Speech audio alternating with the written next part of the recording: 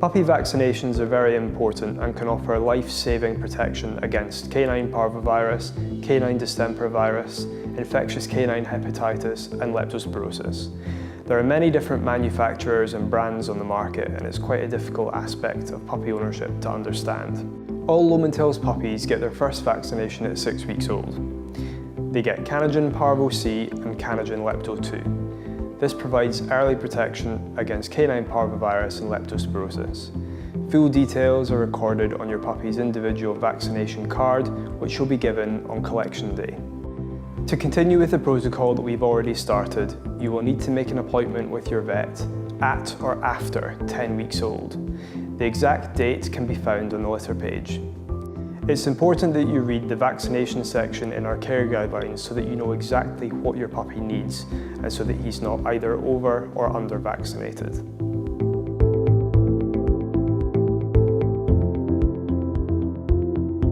At Lomond Hills, all our puppies are microchipped before they go to their new homes. A microchip is the size of a grain of rice, and on it there is a unique number which can be read by a scanner which uniquely identifies the dog. We register our puppies with PetLog. At the time of sale, they are registered under Lomond Hills Labradoodles. This is required by law, and it allows the dogs or puppies to be traced back to the breeder. During the collection appointment, we give you an instruction sheet to register the puppy in your name. This can be done very simply online. Since April 2016, the law requires all dogs to be chipped and registered in the database under the owner's current address. Make sure if you move house that you keep PetLog informed of the change of address.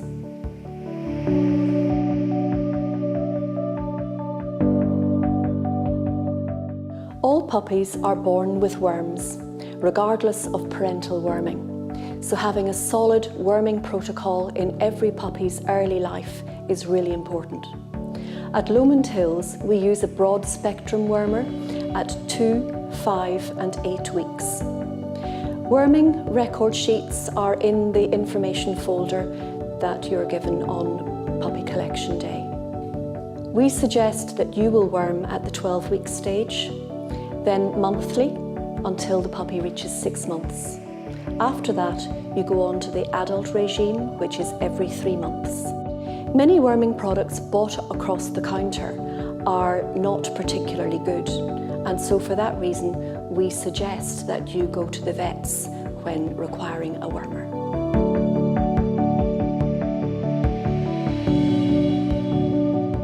All Lomond Hills puppies are protected against fleas and ear mites with a spot-on treatment at 6 weeks old.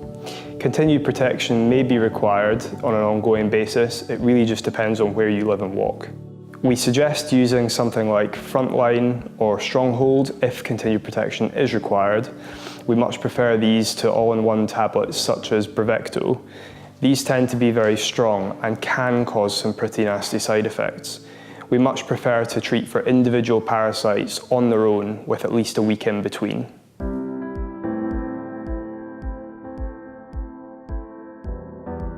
At Lomond Hills, we believe that temperament is the single most important factor of any puppy or dog. It's the one thing that's going to make your puppy fit into your family. We conduct a formal temperament assessment when the puppies are 7 weeks old. This is when cognitive development is complete. And this allows us to make a great match between puppy and new owner. Our temperament testing evaluates a range of different things. We look at sight sensitivity, sound sensitivity, touch sensitivity, social attraction, social dominance, and biddability. There are too many tests to run through exhaustively individually, but for example, here we're assessing this puppy's social attraction. He's doing really well, he's following nicely, he's not shy, not nipping at legs, not displaying any obnoxious behaviour. This is a really nice neutral result. And here, we're assessing this puppy's sight sensitivity, so we've put an umbrella up about 4 or 5 feet away from the puppy, and we're just watching to see what he does. As you can see, he's going over to the umbrella, checking it out, he's not attacking it, he's not running away crying. Again, this is a really nice neutral result. So here we're assessing this puppy's sound sensitivity. We bang a cooking pot with a large metal spoon at the other end of the room, and we watch to see what happens. So here you can see that the puppy has located the sound and is very content having done so. He's not running towards it to investigate, he's not running away from it or scared. Yeah, this is a great neutral result. Once the testing is complete, we look at each puppy's overall result. The spectrum runs from active to passive, with neutral being right in the middle. We tend to find that Australian Labradoodles have fairly consistent temperaments, with most puppies being neutral or just a little on the active side or a little on the passive side of neutral.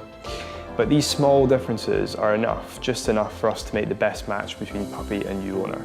For example, if we have a family that has, say, a non-verbal child who maybe makes some loud, potentially scary noises from a puppy's perspective, it's important that we place a confident and calm puppy with that family. Definitely not the puppy that ran away from the spoon banging the pot in our earlier example.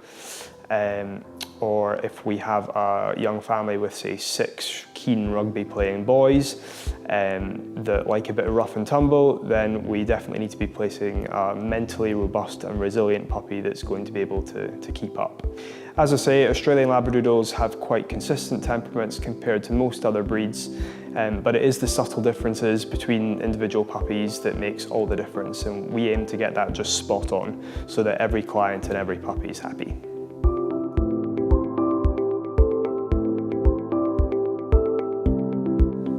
So there's no such thing as a perfect puppy. Whilst as breeders we strive to produce this non-existent, unachievable perfection, the reality is that most dogs will have some cosmetic or minor imperfection. This is really just because we're working with nature, we're breeding puppies, we're not producing washing machines or sports cars. So as such, we're not in the business of producing perfect puppies because it just isn't possible. However, what we do is produce happy, healthy pet puppies that have great temperaments. Some puppies may have an umbilical hernia or base narrow lower deciduous canines, for example. These are very minor issues which our vet can sort out before you collect your puppy. They're minor, temporary, and easily sorted out during spay-neuter surgery. They'll not have any lasting impact on your puppy's quality of life. It's actually very important that minor issues are tolerated within breeding programs in order to keep the gene pool wide and prevent more clinically significant issues from developing. You can read more about this on the resources section of our website.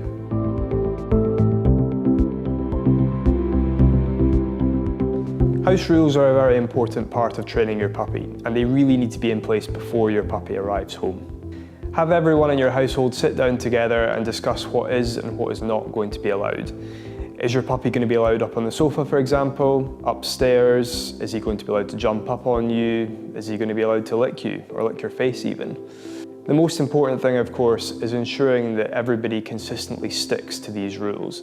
It's no good, for example, if you're diligently preventing your puppy from jumping up on you if your partner is quite happily allowing it. The puppy will be completely confused and won't have a clue what to do. Remember, consistency trains puppies.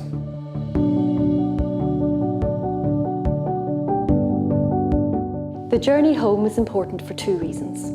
It's the first meaningful experience of you, but it's also the first meaningful experience of car travel. For this reason, make sure you come prepared. Old towels, kitchen roll, plastic bag to put anything dirty into, and some cleaning spray. You should also have a hard rubber toy and a cuddly toy to occupy him if he's feeling a bit energetic. The best place for puppy to travel is on the passenger's lap. Keep both hands on him so that he feels safe and secure at all times. Reassure him with your voice. It's really important that he has a really good experience for this first car journey.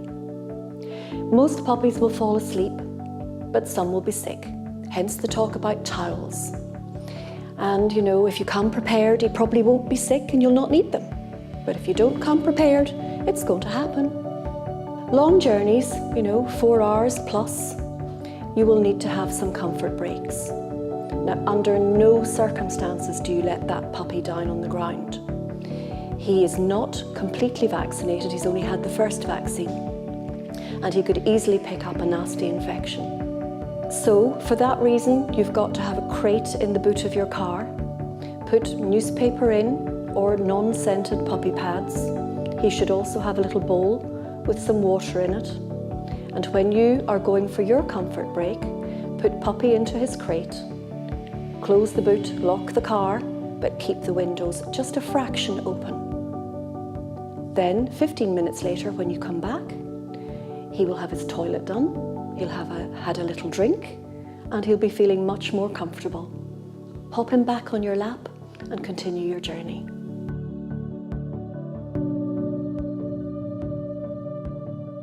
So that Puppy learns to love the car, take Puppy on lots of short car journeys. In the early days, before he's had his second vaccination, pop Puppy on a lap, so you have to have a second person with you, and just travel round the block. So a 2 or 3 minute journey, and then take Puppy home.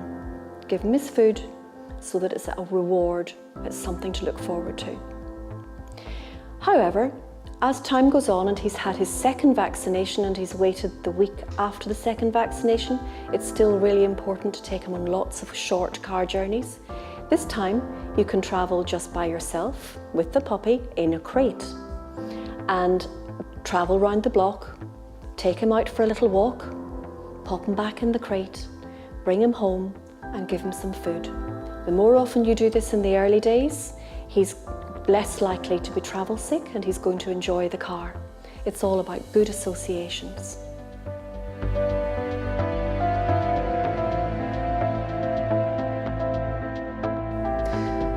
All Lomond Hills puppies are raised on paw puppy food.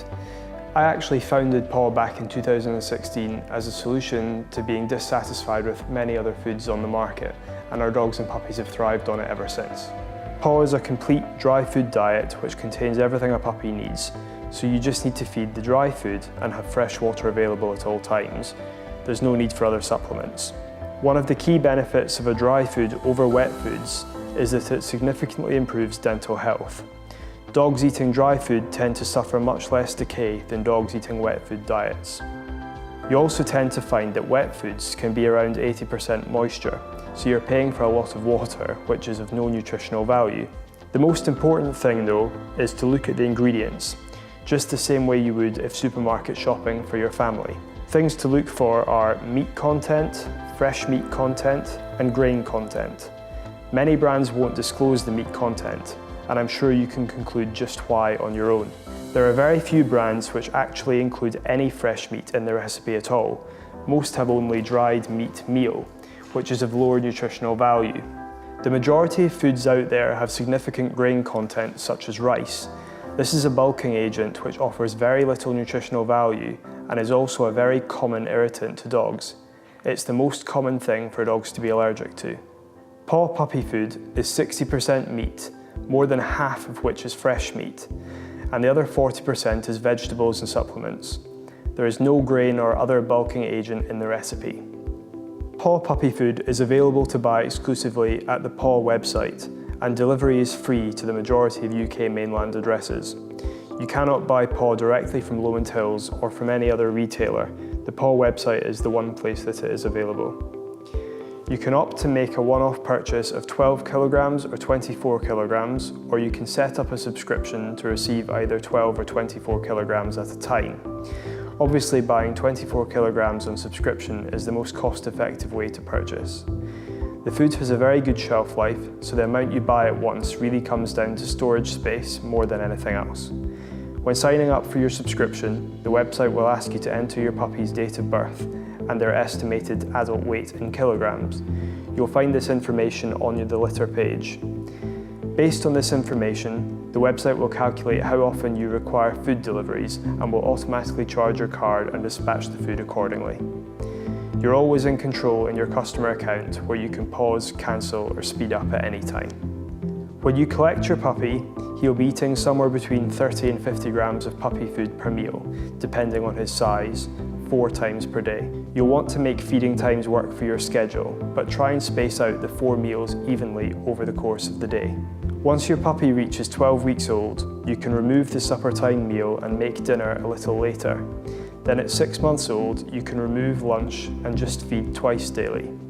Remember that the total daily intake should be gradually increasing during this phase, even though the number of meals is reducing, so each meal does need to be larger. If your puppy doesn't finish his meal, leave it down for him to return to later. Australian Labradoodles tend to be grazers and only eat when they're hungry, so taking the food away after mealtime in the hope that you can train them to eat their meal in one sitting generally doesn't work. Leave it down and you'll probably find that by the next meal time, the first one will be finished. Australian Labradoodles do not tend to be particularly food motivated, and as such their appetite is not a good indicator of health and well-being. You're much better off judging if your dog is healthy and well by their behaviour, energy level, water intake and toileting. Lastly, it's worth mentioning that fussy dogs tend to be man-made. If your dog appears to go off his food and you start to add things like fresh meat or switch brands all the time, then chances are you'll end up in a vicious circle because your dog has learned to expect it. Your best bet is to find a food that you're nutritionally happy with and try to stick with it. Dogs don't tend to starve themselves, and they will eventually eat when they soon find that nothing else is available.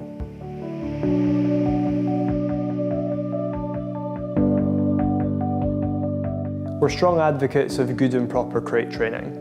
One of the most important things is to call it a crate and not a cage. Cage is a mental roadblock, and crates are actually a lot more natural than they look. Before we domesticated dogs and they lived in the wild, they would have chosen to sleep in a hole in the ground. It offered them security and safety, and that's exactly what the crate offers them today. Primarily, the crate is for use overnight, and it's important that everybody realises that. Your puppy cannot be left in a crate all day while you go to work. So you're going to want to have the crate set up in preparation for your first night with puppy. Set it up, have a piece of vet bed covering about half of the floor area. You want to have some newspaper covering the other half of the floor area. We much prefer this to the scented puppy pads, which can actually encourage an accident as opposed to just catch one. You also want to have a nice heavy ceramic dish with just a little bit of water in it. Too much and they'll go swimming. We really just want them to have a little drink. You'll also want to have a rubber toy for them to chew on, particularly during the teething stage, a nice soft toy for them to cuddle up to, and a blanket. Make sure that when you do go to bed on that first night, you've fed puppy supper early enough so that they've had time to go out to the toilet before you bring them back inside and bring them into their crate to say night-night. Once you've said night-night and left the room, you should keep listening for your puppy. Chances are that he'll not settle straight away because he's just moved to his new home. You don't want to listen to him crying or whimpering for any longer than 10 to 15 minutes, because if it reaches this point, he probably won't settle. At this stage, go back to the room where you've left him, pick the crate up and bring it to your bedroom. This way, you're not giving in to puppy completely, you're not letting him out of the crate, but just your presence alone should be enough to help him settle. Position the crate just a couple of feet away from your bed.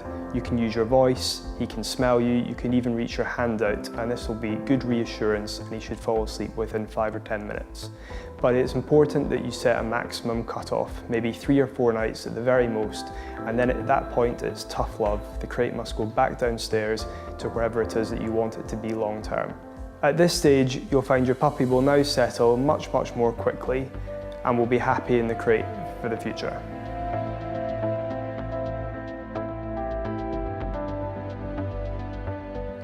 Moving home is a really stressful time for a puppy. Try not to expect too much. You really should be prepared for a period of settling in. His appetite may not be as good as usual, but skipping one meal isn't really a worry. However, skipping a second meal, you really should try to stimulate his appetite because his blood sugar levels can't drop too much. Offer puppy some cooked, cooled scrambled egg or some chicken and rice. They're tasty and enticing, and they're gentle on the puppy's tummy. He can have 2 or 3 meals of this, but then if he's improving, you can reintroduce the puppy food. Loose stools can also go hand in hand with poor appetite, and sometimes there's a little trace of blood in it. Try not to worry. As long as it only lasts for 2 or 3 days, it can be attributed to the stress of moving. If it lasts longer than that, do contact us. We're happy to help.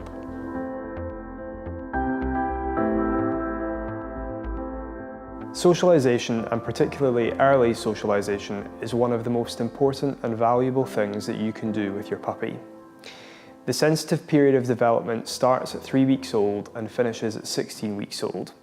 This is a very, very important stage in a puppy's development. While the puppies are with us, there is a limit to what we are able to expose them to due to the age and stage that they're at and their vaccination protocol. But we do what we can. The real opportunity really starts once the puppies have had their second vaccination and are at home with you. So that's from 11 to 16 weeks old. During this phase, just a little exposure to any given activity or experience imprints on a puppy's brain and is with them for life. This is really, really useful, and you should try to take full advantage of it. Take your puppy out on the pavement, walking past traffic. Visit a dog-friendly pub, cafe, shop. Get lots of exposure to children, men, women, elderly people, other dogs and animals. Walk past fields with sheep and cattle. The list is endless. But puppies learn best what they learn first, and you should prioritise the experiences which are most relevant to your lifestyle now and in the future. And if there's a particular experience which your puppy doesn't like, whether it's walking past bicycles, sheep, whatever it may be, you should do it more. Don't shy away from it. You need to overcome the problem by doing it more and more often and not avoiding it. Avoiding it will not help. When your puppy successfully walks past the sheep or the bike without any issue, you should reward them with a treat.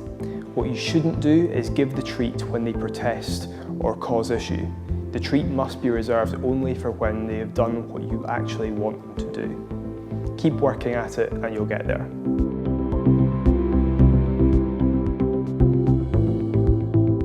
Rewarding the good and ignoring the bad leads us nicely onto training. Our pups are super intelligent and they're very quick on the uptake. So consistently rewarding good behaviour and manners and ignoring bad behaviour and manners, you will soon have a well-trained dog. Now, I say manners as well as behaviour for a good reason. Lots of people in the world say they've got a well-trained dog, but in reality, their manners are quite unpleasant. The sit, the stay, the fetch, the come are all well and good, but he could be jumping up, he could be licking faces, and you may not just have designated the time to teaching those things like you did with sit and stay, for example, but they're perhaps just as important. So when puppy jumps up onto your leg looking for attention, just knock him away with your leg and do not make eye contact. Turn your back and carry on with what you're doing. If puppy is still jumping up looking for attention, do the same thing again. Do not look at him. Puppy will soon realise that this kind of behaviour does not get your attention. Anytime he's sitting, being well behaved, go across, tell him he's such a good boy, and he will soon learn that just by sitting, looking at you, he will get what he wants, your attention. So let's have a look at basic obedience training. We use reward-based training. It works well with young puppies, and if you use something that's really tasty, it will be even better. A piece of kibble will be no good for Australian Labradoodle puppies. We use cooked chicken, liver or sausage. It can either be poached or put it in the oven, it's much easier. Then, when it's cool, chop it into small pieces just half the size of your fingernail and put in a single layer in a freezer bag and freeze it. This way you don't run out and you're not wasting unused food. To teach the puppy how to sit, we simply show the treat, put it in front of his nose, then move it to the top of his head, just above the top of his head. He will follow it the whole way back and just naturally fall into a sitting position. When he does this, give him his treat and tell him he's a good boy. If he doesn't do it straight away, be patient, don't get cross, and don't use any other words. Just try again.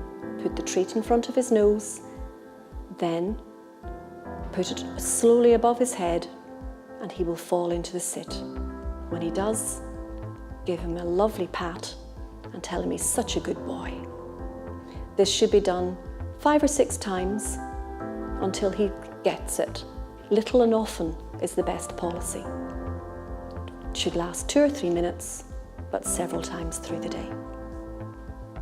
Next, we're going to do the stay. Get pup back into sit position. Next, put the palm of your hand out in front of his face and use your command word, stay. Repeat the command 2 or 3 times. Have a treat ready, but don't let the puppy see it. Take 1 step backwards, and if he stays, go back immediately and reward him with the treat. If he doesn't stay, then you've just got to work on it. Just go back and say stay. And when he stays, move 1 step back. If he stays, fantastic, go back straight away and reward him. Gradually just increase the number of steps you can take backwards before going back to reward him with the treat. Just takes practice. Now we're going to teach lie down. Ask the puppy to sit and reward him. Then take another reward and drop the treat from his nose to floor level, saying down. Bring the treat towards you slowly and keep staying down. Puppy may not do this at the beginning, but be patient, he will do it eventually. If you're struggling, you can use your other hand to place just above his back to prevent him from standing up. We simply want him to move from the sitting position to the lying position in 1 movement. Keep repeating the word down and he'll manage. Now we're going to do lead walking. We're going to ask the puppy to learn to walk beside our leg before adding the collar and lead. So first, get your puppy sat next to you. Take a treat in your hand and show it to him. Position it in front of his nose and take a couple of steps forwards. When he follows the treat, reward him with it. Now take another treat out of your pocket and repeat the process. But this time, take 5 steps before rewarding. Gradually build this up so that eventually you're taking 20 steps before rewarding. Do this for 5 minutes, 3 or 4 times per day for a week, and then you're ready to add the lead. Repeat the process with the collar and lead on, gradually building up the number of steps before rewarding with the treat. Now we're going to talk about the recall. This is usually much easier to do when the puppy is young and much more reliant on you. Practice it in your back garden. Allow the puppy to get some distance away from you, so a few meters. Then get down low, open your arms out wide and call her name. Then say the word come. So it would be, Oreo, come, in a nice inviting voice.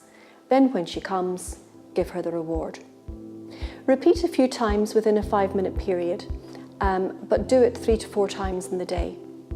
And then, as she gets the hang of it, increase the distance you call her from.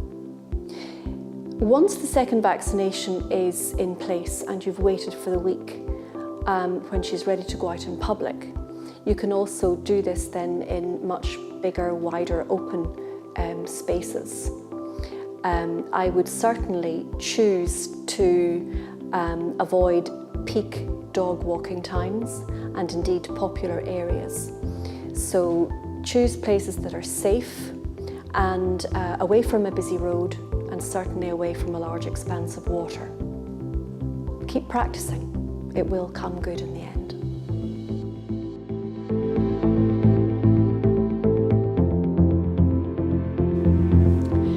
Grooming is a very important aspect of owning an Australian Labradoodle. And since they're non-shedding, you'll spend less time with the vacuum cleaner, but much more time on the puppy's coat. To begin with, when puppy comes home, brush the coat for 5 minutes at a time, regularly, 4 times a week perhaps. Give treats through the process so that he quite enjoys it. Use a slicker brush and a steel comb to get right through to the skin. As your puppy gets used to it, you can brush less often, but for longer. Between the ages of 12 and 16 weeks, he should go along to the groomers for a pamper session. He'll have a bath, hair dry, trim the eyes and under the tail, but nothing else. This should be a very positive experience. Ask friends who have got an Australian Labradoodle where they go to get their dog trimmed. It's important to go to a groomer who has done Australian Labradoodles before. The first teddy clip is done at the age of 7 months. It's an all-over length from neck to back with no exaggeration of a particular area. It's a very natural look. The head is usually done with scissors. I would always recommend to brush and comb the dog thoroughly before you take the dog to the groomers. This is so that all the mats and tangles are completely out. If the groomer meets mats, they're very liable just to shave the coat off. And particularly with the puppy coat, if they shave the puppy coat off to the skin, the resulting coat when it grows back will be much more coarse and much curlier. An important aspect of grooming includes ear plucking. Australian Labradoodles have hair that grows inside their ear canals, and we believe that it should be taken out to prevent ear infections. We use BioGroom ear grooming powder, and this should be put into each ear and massaged well in, leaving the powder in for 1 or 2 minutes before starting to pluck it out with your fingers. We don't use tweezers because puppies especially can move very suddenly and you would then hurt them, even with plastic tweezers. So put your fingers in, close your nail down onto your finger and just gently tease the hair out. If puppy protests, continue, as we don't want to teach puppy that if he protests, that he gets his own way.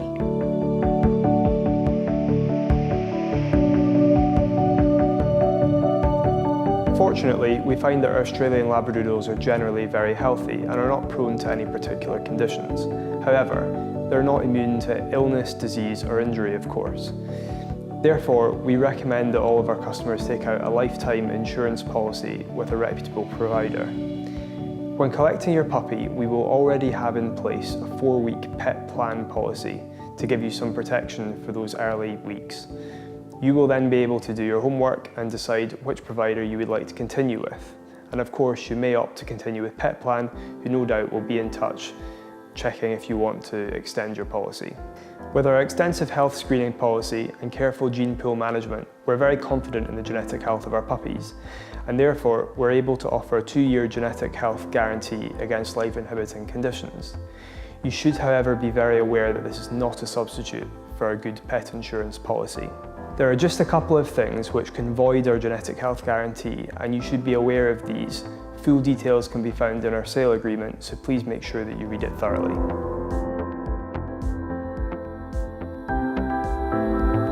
There are a number of things you're going to want to buy in preparation for your puppy arriving home.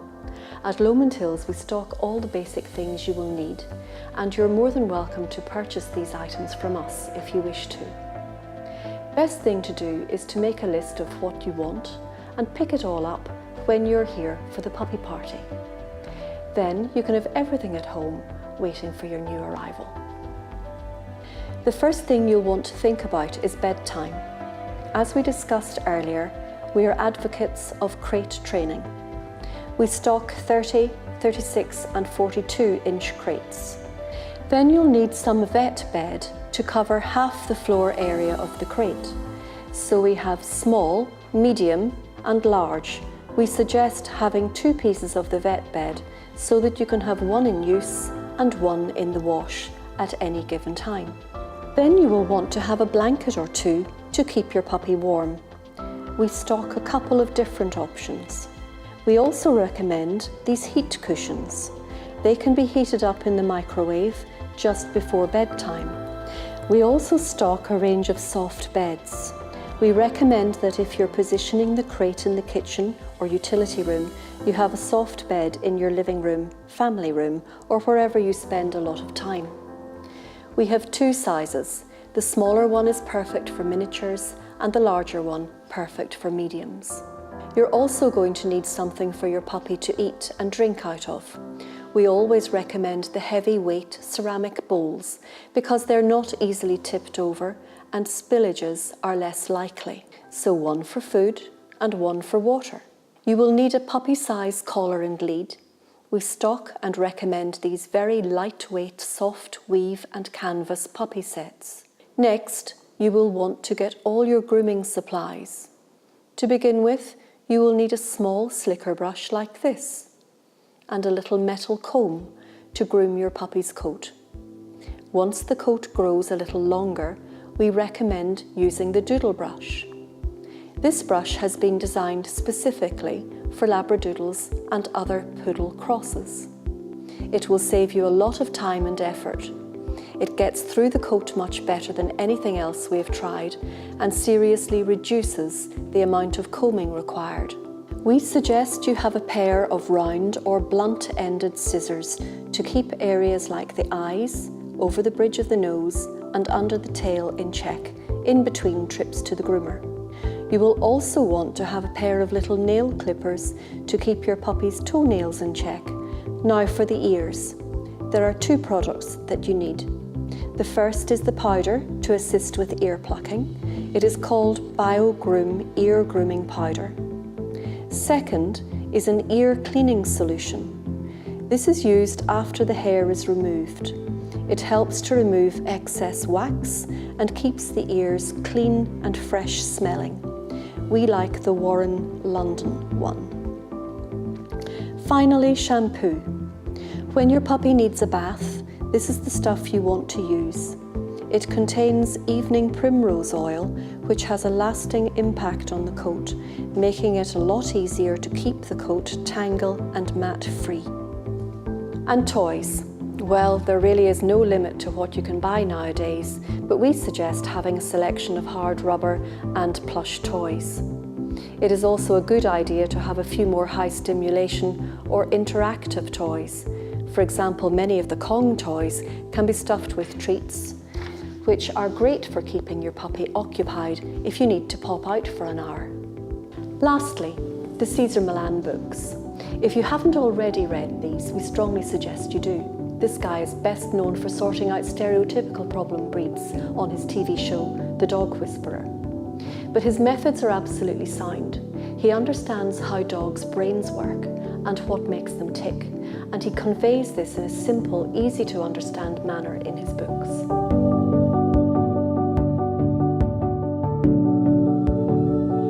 On collection day, you will receive your folder with your puppy's documentation. Inside is the pedigree, the worming record, the health record, the vaccination record, pet log transfer sheet and the sale agreement. You can watch our video content over and over and refer back to it when you need to. And of course, we're here to help. But one last thing, we love to receive photos and updates as our puppies grow up. Please send them.